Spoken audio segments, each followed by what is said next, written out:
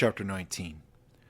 1 minute Irons was standing in front of her, staring into her eyes with a terrible, wrenching sorrow.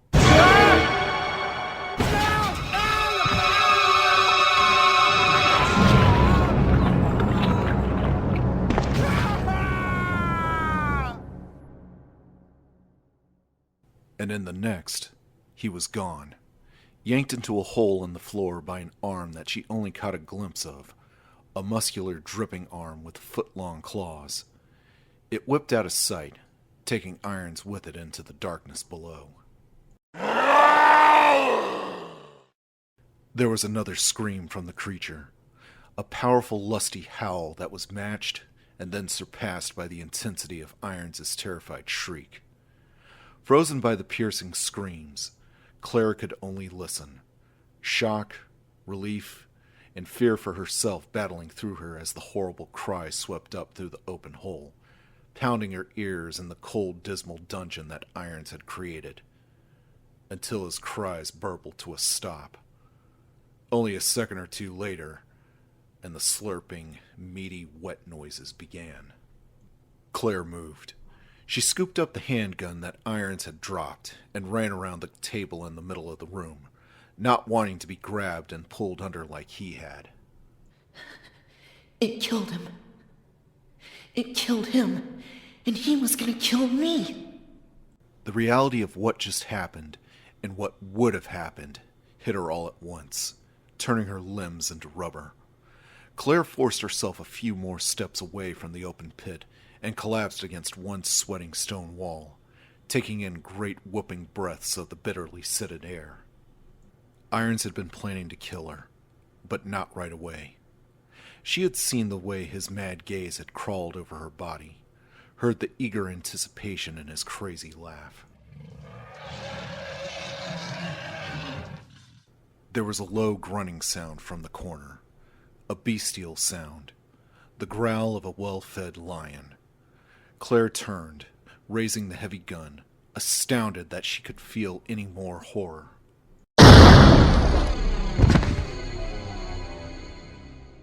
And something burst up from the hole, something with flailing arms, and Claire fired, the shot going wide. A glass bottle on a shelf exploded as the thing hit the floor. And it was Irons, but only half of him. He had been neatly bisected, cut in two by the thing that had snatched him. Everything below the fleshy waist was gone, trails of torn skin and muscle hanging down over the oozing pool of blood that had replaced his legs. Claire backed towards the door, the weapon still trained on the opening, and heard the creature, the monster, scream again. An echoing howl that faded away, falling away into some distance she couldn't quite imagine. A second later, she couldn't hear it at all. It was gone. Sherry's monster. That was Sherry's monster. She edged slowly towards the mangled corpse of Chief Irons, toward the empty, yawning blackness of the hole. But it wasn't all blackness. She could see light filtering up from somewhere, enough to see that there was another floor below, what looked like the metal grid pattern of a catwalk, and a ladder leading to it. A sub-basement. A way out?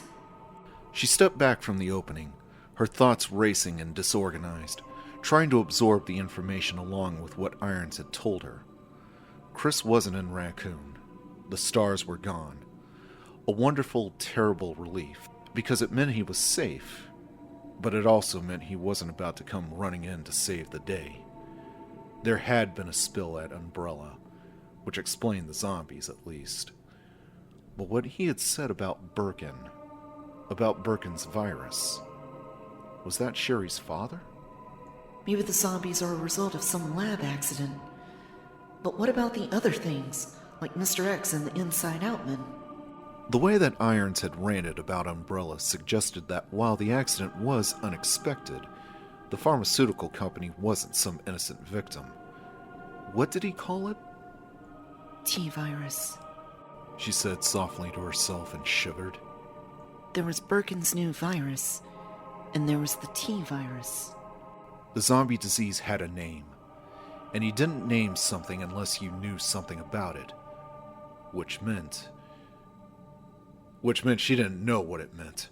All she knew was that she and Sherry needed to get out of Raccoon City, and the sub-basement might be a way. It wasn't a dead end. The monster that had killed Irons had gone somewhere. And do you really want to follow it with Sherry in tow? It could come back. And if it is actually looking for her... Not a pleasant thought. But then again, neither was hitting the streets, and the station was already crawling with God knows what other creatures. Claire checked the clip of the weapon Irons had held her on, counting 17 bullets. Not enough to face off with the things in the station, but maybe just enough to keep a monster at bay. It was a risk, but she was willing to take it. Claire took a deep breath, blowing it out slowly, collecting herself. She needed to keep it together, for Sherry's sake if not her own. She turned, looking down at the mangled remains of the police chief. It was a terrible way to have died, but she couldn't find it in herself to feel sorry. He had been ready to rape and torture her. He had laughed when she had pled for her life, and now he was dead. She wasn't happy about it, but she wasn't going to shed any tears either. Her only feeling about it was that she should cover him up before she brought Sherry down with her. The girl had seen enough violence for one lifetime. You and me both, kid. Claire thought tiredly and started to look around for something to drape over the dead police chief. Leon managed to catch up to Ada in the cold industrial hallway that led to the sewer entrance, a few steps up from the flooded sub-basement. She had run ahead to plant the keys that would get them into the sewers, not wanting to have to explain how she had come by them. She just managed to toss them into the boiler room before his footsteps sounded on the metal steps behind her. At least I don't have to fake being out of breath. Ada could see by the look on his face that she needed to smooth things over. She started talking the second he stepped into the shadowy corridor. Sorry I ran. I hate spiders. She said, offering him a nervous smile. Leon frowned, studying her, and looking into his searching blue gaze. Ada realized that she was going to have to do a lot better than that. She took a step closer to him, not close enough to be invasive, but enough so that he could feel the heat of her body. Maintaining eye contact, she tilted her head back to emphasize the height difference between them. It was a little thing, but in her experience, men generally responded well to the little things. I guess I'm just in a hurry to get out of here. I hope I didn't worry you. She said quietly, losing the smile. He dropped his gaze, but not before she saw a flicker of interest. Confused and self-conscious, but definitely interest, which made it all the more surprising when he stepped away. Well, you did. Don't do it again, okay? I may not be much of a cop, but I'm trying. And God knows what we'll run into down here. He met her gaze again, speaking softly. I came with you because I want to help. I want to do my job. And I can't do that if you go charging ahead. Besides, he added, smiling a little, if you run off, who's going to help me? Now it was Ada's turn to look away. Leon was playing it straight with her, openly admitting to his fears. And his response to her not-so-subtle flirtation had been to step back and tell her that he wanted to be a good cop. He's interested, but he's not a fool for his tool, and man enough to tell me that he's unsure of his abilities. She was forced to smile back, but it was a shaky affair. I'll do my best. Leon nodded and turned to inspect the hallway, letting the conversation drop, much to Ada's relief. She wasn't sure what she thought of him, but was uncomfortably aware that her respect for him was growing. Not a good thing, considering the circumstances. There wasn't much to see in the damp, poorly lit hall. 2 doorways and a dead end.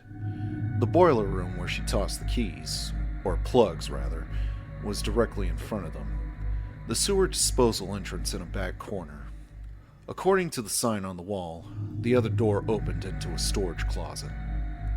Ada followed as Leon walked to the closest of the two doors, the storage room, hanging back as he pushed it open with his magnum and stepped inside. Boxes, a table, and a trunk.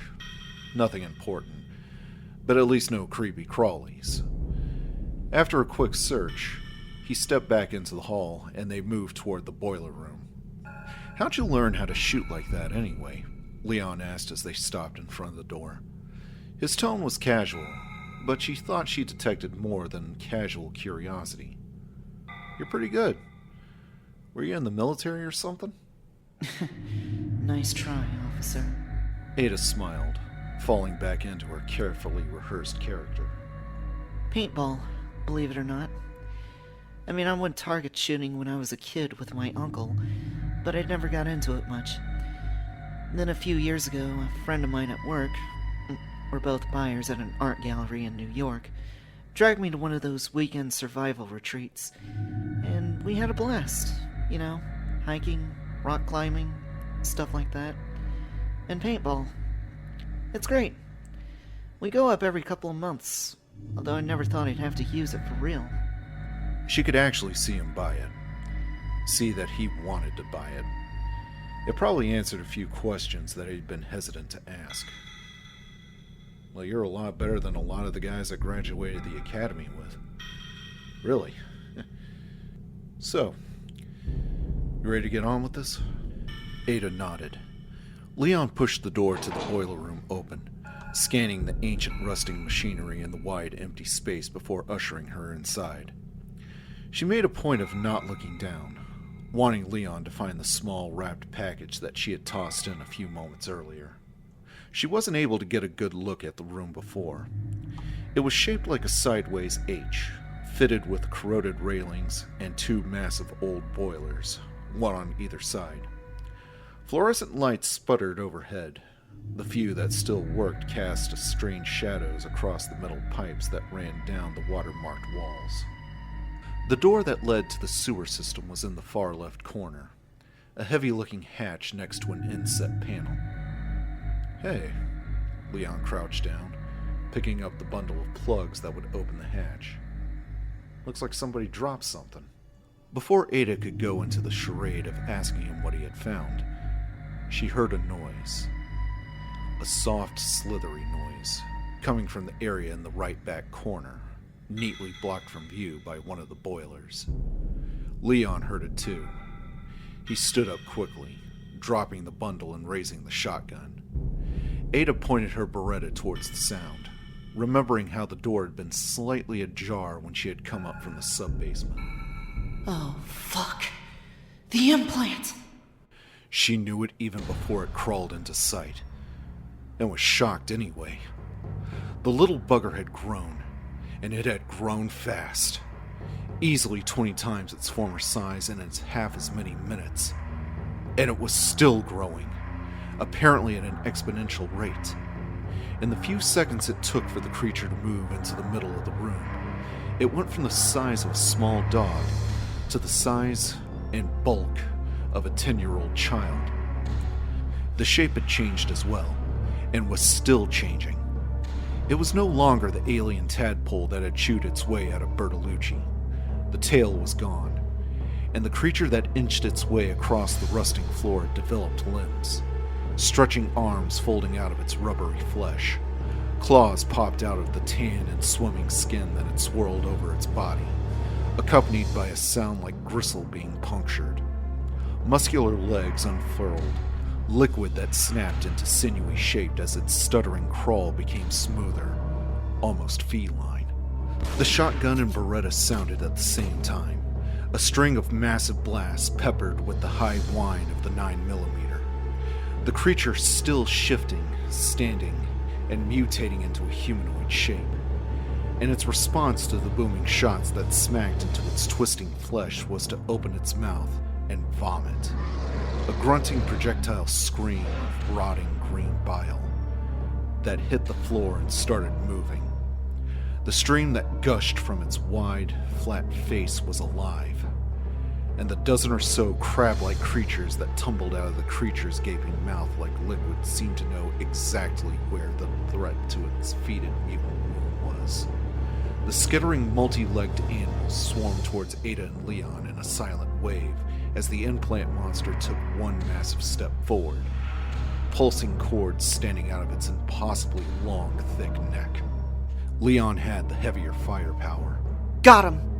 Ada shouted, already targeting and shooting at the closest of the tiny crab-like creatures. They were fast, but she was faster. She pointed and squeezed, pointed and squeezed, and the baby monsters exploded into small fountains of dark Icarus fluid, dying as silently as they had come. Leon blasted again and again with the shotgun, but Ada couldn't spare a glance to see how he was faring with the mother beast. 5 of the crawling creatures left. 3 more rounds and she'd be dry. And she heard the shotgun clatter to the floor, and heard the deeper but less powerful fire of the 50 AE rounds resounding through the metal room as she picked off 2 more of the spidering creatures, and her weapon clicked empty. Without stopping to think, Ada let go of the Beretta and dropped to the floor. She grabbed the shotgun by the barrel, rolling up into a crouch beneath Leon's line of fire, and swung the weapon down, hard. 2 of the mutant animals were smashed into goo by the heavy stock, but the third, the last of them, sprang forward in an unexpected burst of speed, and landed on her thigh, catching hold with needle-sharp claws. Ada dropped the shotgun, crying out as the animal scuttled up her leg, the warm, damp weight of it making her frantic with disgust. Off! Get it off! She fell backwards, slapping at the creature that had already reached her shoulder and was skittering towards her face, towards her mouth. And then Leon was grabbing her, roughly pulling her up with one hand as he snatched at the animal with the other. Ada stumbled against him, clutching at his waist to keep from falling. The bug clung tenaciously to the tight fabric of her dress, but Leon had a good grip. He tore it away, shouting as he flung the flailing thing across the room. The Magnum! The weapon was stuck in Leon's belt. Ada managed to jerk it free, saw the creature land near the giant motionless heap that had birthed it, blasted to death by Leon, and fired, managing to get a clean shot despite how off balance she was, how deeply unnerved she was by how close she had been to being implanted. The heavy round clanged against the floor, rust chips spattering up, and the creature was blown into an ugly stain against the back wall, obliterated. Nothing moved, and the 2 of them just stood for a moment, leaning against each other like survivors of some sudden, terrible accident, which in a way they were. The entire firefight had taken place in less than a minute, and they had come out unscathed. But Ada wasn't going to kid herself about how close it had been, or what they just managed to destroy. G-Virus. It had to be the G-Virus. There was no way the T-Virus could have created such a complex creature, not without a team of surgeons. And they had seen it growing. How big, how powerful would the creature have become if they hadn't walked in when they had? The creature might have been some early G-strain experiment, but what if it had been the result of a leak? And what if there were more of them? Oh, this is just great. The sewers, the factory, the underground levels, all full of dark, shadowy places. Secret places where anything could be growing. Whatever the situation, the trip to the labs wasn't looking like a walk anymore. And Ada was suddenly very glad that Leon had decided to come along. Since he was so goddamn insistent on going first, if something attacked, she'd have a better chance of surviving. You okay? Did it hurt you? Leon, one arm still supporting her, was looking into her eyes with a heartfelt concern. Ada suddenly realized that she could smell him, a clean, soapy smell, and pushed herself away. She handed the Magnum back to him and straightened her dress, studiously inspecting it for rips to avoid looking at him. Thanks. I'm fine. Don't sweat it. It came out harsher than she meant it to, but she was rattled, and not just by the implant's vicious attack. She glanced at him, and wasn't sure how to feel when she saw that her response had caught him off guard. He blinked slowly, and a kind of coolness settled into his gaze, indicating a strength of character that she hadn't bothered to give him credit for. "Paintball, huh?" he said mildly, and without another word, he turned to pick up the package she had planted. Ada stared after him, telling herself how absolutely ridiculous it was to care about what he thought of her. They were about to embark on a journey in which she might have to desert him, or watch him sacrifice his life in order to save her own. Or kill him myself. Let's not forget about that, boys and girls. So who gives a shit if he thinks I'm an ungrateful bitch? Straight up, she should thank him for reminding her of that. Ada stooped down to retrieve the shotgun, feeling like she needed to do a better job of keeping her priorities straight, and feeling an emptiness inside her that she hadn't noticed in a long, long time.